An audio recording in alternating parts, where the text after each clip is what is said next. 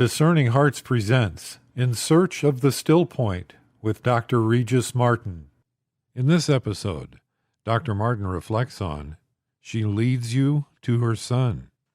Who was the very first Christian? This is not a trick question, by the way, but one that any Christian ought to be able to answer.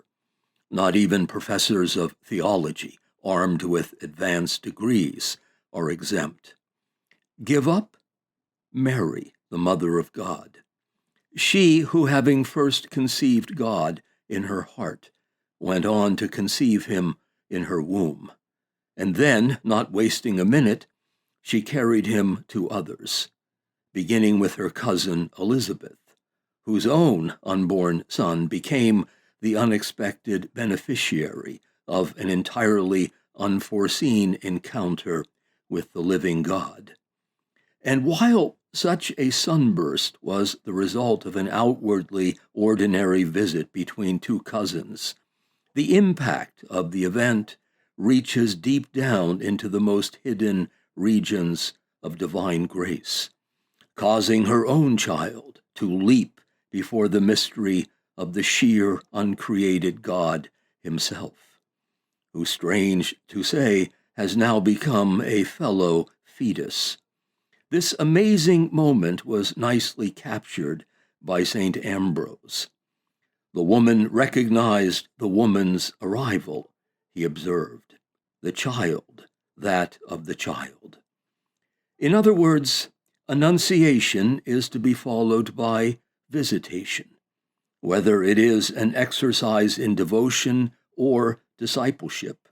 The order remains the same. Isn't this the precise sequence we observe in the joyful mysteries, which is that of first accepting a gift only God could give, followed by freely giving it to others? Mary first assents, then she ascends. Mystery followed by ministry.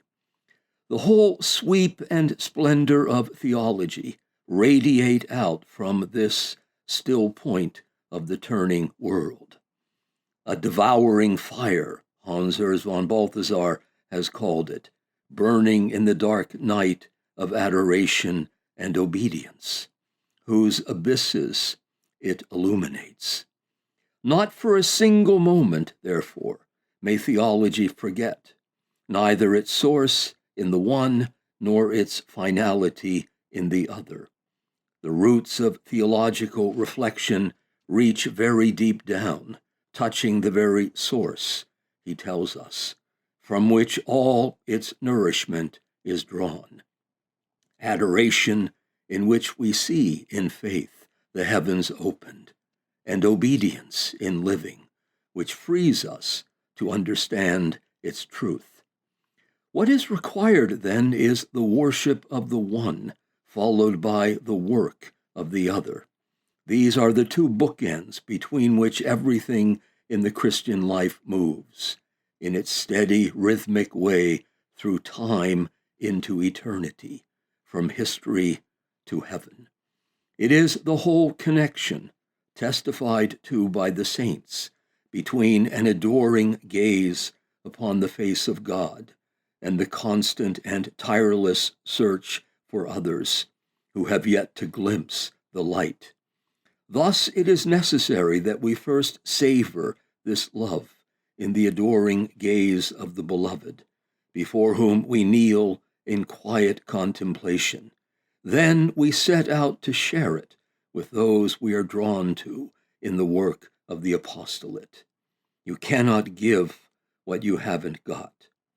So why such a small splash when God first decided to show up? Why no bells and whistles, no dazzling displays of magic? Those first few stirrings could scarcely have impressed anyone. How then did he do it? By simply asking a young Jewish girl to become his mother, midwifing the eternal Word into the world. That was it. At the origin of everything, there appears this momentary ripple in the great sea of history, involving a perfectly ordinary Jewess who happens to say, yes, let it all be done. The shattering result of which will prove so profound and far-reaching that, as an old professor of mine used to say, once the incarnation happened, nothing remained the same. And not wanting to keep the secret to herself, she goes and tells Joseph, her husband, who, despite every instinct of outraged manhood, not to mention the massive weight of Jewish law, does not turn her out, does not have her killed. Instead, he renews his first astonishing offer of love, vowing to protect his quite miraculously pregnant wife. Go figure, as they say. So, there are now 2 Christians. And for the next 30 years, the numbers will not change. Only with the public life of her son will increase come, the result of 3 catalyzing events: the compelling witness of his life, the protracted horror of his death, the climactic vindication of his resurrection. How easy it is for us, in picturing those 3 events, to see that we are really no different from all those others. For instance, Andrew and Peter and John, who first fell in with him, eating and fishing in his company, listening to his stories, drawn as if by magic to a presence that instantly compels attention. There wasn't much that they knew about him that we do not, humanly speaking, likewise know.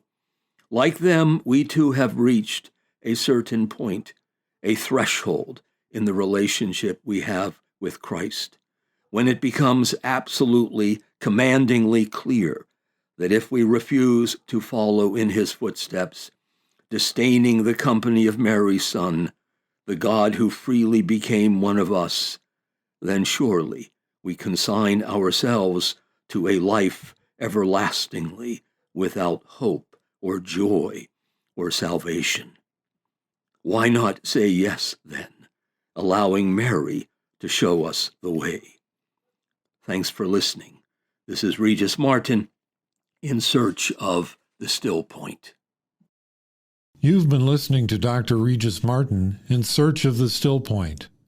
For more episodes in this series, visit discerninghearts.com, or you can find it in our free Discerning Hearts app, or on many other streaming platforms. Discerning Hearts is a 501c3 nonprofit Catholic apostolate dedicated to evangelization and spiritual formation through the use of new media. To learn how you can support our mission, visit discerninghearts.com.